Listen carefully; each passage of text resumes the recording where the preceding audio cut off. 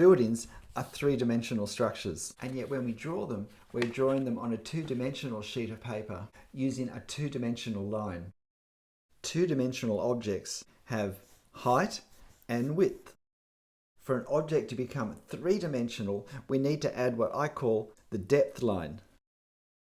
This line. It's the addition of this line that creates the effect that a two-dimensional object on a sheet of paper has in fact become a three-dimensional object. And learning to include this line is vital if we're going to create drawings that look three-dimensional rather than having a flat cartoon-like appearance. By flat cartoon-like appearance, I mean something that looks like this, that really is just lines. But if we take the window outline and add depth lines to it, suddenly this space now is going backwards into a wall. And if we add depth lines to our window pane supports,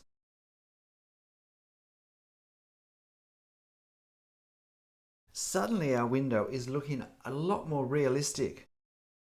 Our window may have some sort of framing around it, but the addition of our depth lines allows this framing to actually now stand out from the wall behind it. The same is true of windowsills.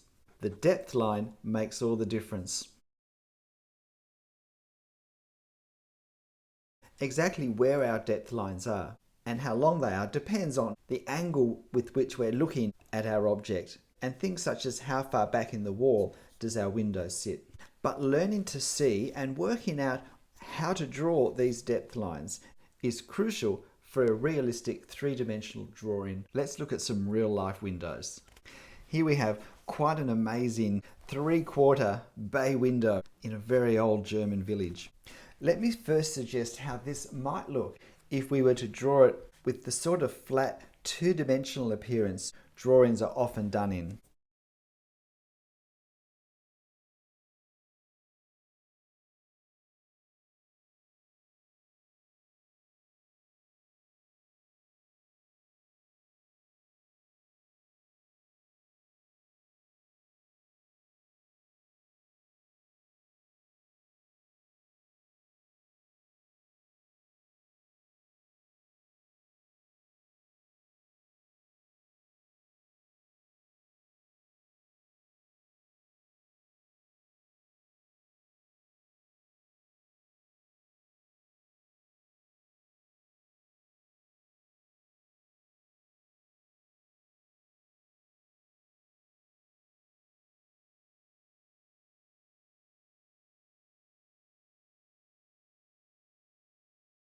Now there is quite a lot of decoration on what is basically a fairly simple structure, and I've drawn a lot of the decoration in my drawing, so there are a lot of lines. So when we're talking about creating depth, we're not talking about how many lines we draw, we're talking about where the lines are. And none of these lines are representing depth.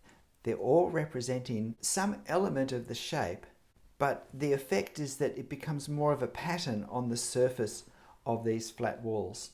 At a glance, it can give something of the illusion of depth. Let's redraw this bay window now, taking care to put the depth lines in, and then we'll compare the two.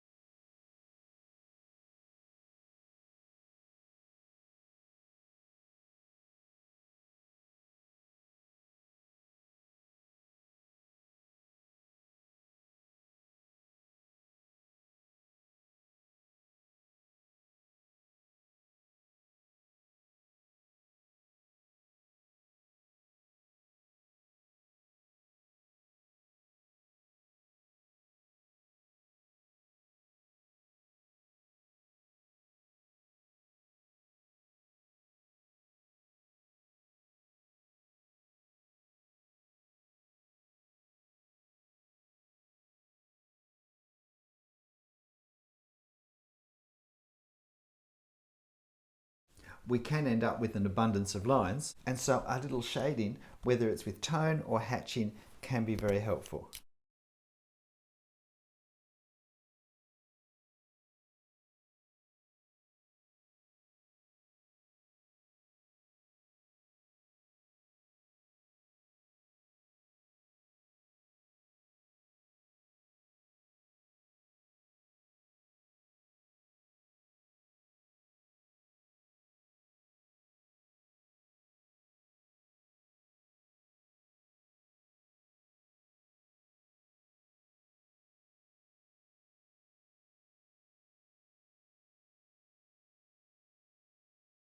Here we have our same bay window drawn with as many depth lines as, here's our corner bay window with as many depth lines, as many of the third dimensional lines included as I could possibly squeeze in. The truth is my 0.5mm pen was probably too thick for the amount of detail I was trying to put in, the effect of which was to narrow slightly the space I had to work in. So how different does this look from our first drawing where we sought to capture the detail without capturing the depth?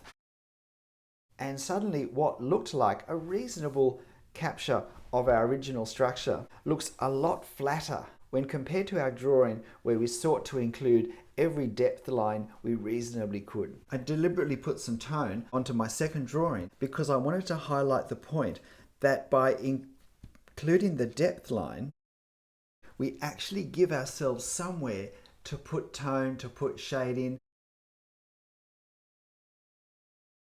Because if we don't have any depth, we actually have nowhere to put the tone, because our depth line gives us the area that captures the shade that we want to represent somehow. The good news is this is not as complicated as it looks when you see the finished product. Before I finish, let me show you a few quick tips that I use, particularly with the cornices. It's not about drawing the exact detail here. It's not about capturing every line.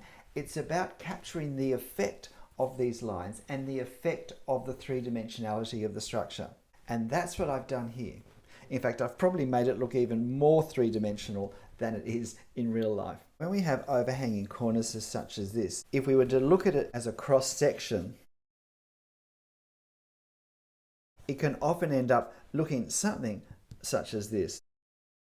And depending where the light's coming from, some of these horizontal lines can capture the light and shadows and look quite obvious, or not, and just blend in. So how do we capture these sorts of cornices? The first point to notice is that while the corners of this structure are here, the corners of the cornices, as we move further to the sides of where we're viewing, move out more and more. So this point is not above, and this point is not above. This point's closer to being above, and this point's not above. So,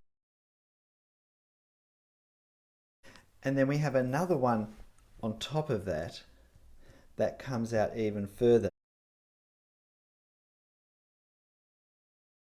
We can be a little ambiguous at the corners where they all meet.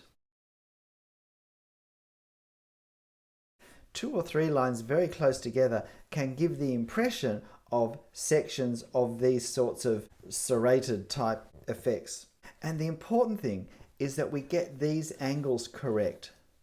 So we get this line, this line, this line, this line, and this line correct as we see them. So by focusing on these angles, and then it can be good just to give a top one. And then when we come to do our shade, our brain will glance at this and assume that it all works out correctly. It gives the effect of the three-dimensionality without the exactness of it. And that's exactly what I did here. When it comes to the windows, the important thing is to pay attention to the perspective, to the viewing angle of each window, because what we see will not be the same in each. But depending on how large our structure is, how many details there are, and where exactly eye level is, we can be looking up underneath some windows, we can be looking down on top of others, we can be seeing left-hand details for some, right-hand details with others, and straight on, no depth lines at all for some. and getting those transitions as we move outwards from wherever our straight on view is an important part of capturing the accuracy.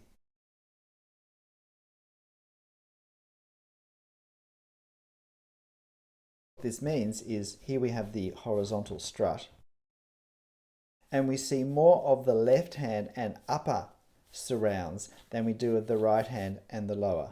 Of this strut, we see depth line of the lower, and it's the same with this window.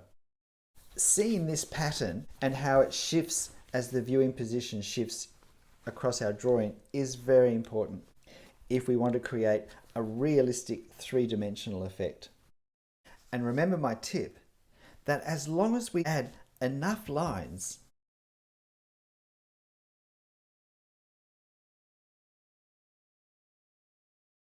they don't have to align too exactly, and we can create the effect of a great deal of detail represented with a great sense of three dimensions that's drawn quickly and easily.